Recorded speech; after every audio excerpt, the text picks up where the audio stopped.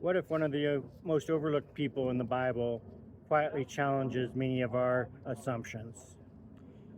Enoch is one of the shortest biographies in Scripture and one of the most mysterious. Genesis tells us Enoch walked with God and he was no more because God took him. Genesis 5:24. That's it. No law, no covenant, no temple, no priesthood, no sacrifices, no organized religion, just a man who walked with God.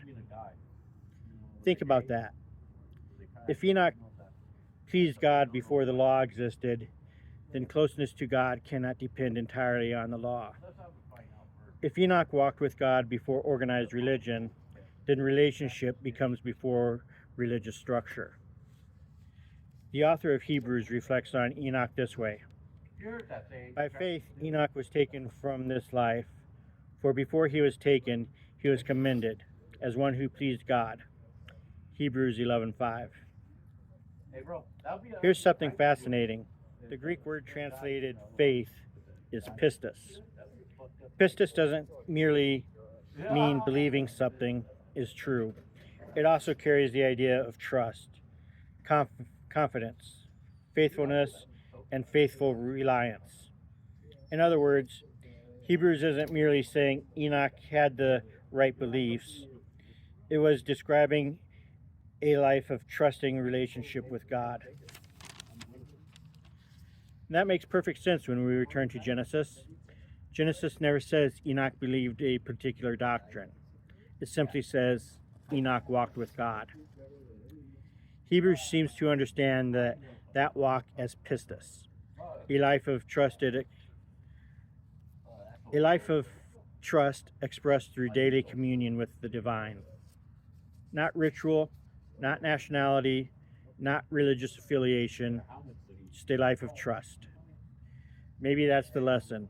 Before people argued over doctrines, before denominations, before theological systems, there is simply a human being learning to walk with God. Whether you understand that as prayer, meditation, surrender, compassion, or continual awareness of God's presence, the invitation remains remarkably simple. Walk with God. The story of Enoch reminds us that the deepest spiritual journey may begin long before we build institutions around it. Maybe God has always been less interested in what label we wear than in whether we trust Him enough to walk with Him. So today, ask yourself, what would it look like to walk with God? Not merely believe ideas about God, but live a life of pistis, trust, faithfulness, and continual communion with the divine. Because according to the story of Enoch, that journey existed before the law, before the covenant with Israel, before organized religion. So read the scriptures for yourself, ask honest questions, meditate, and wherever the path leads, may your heart learn to walk with God.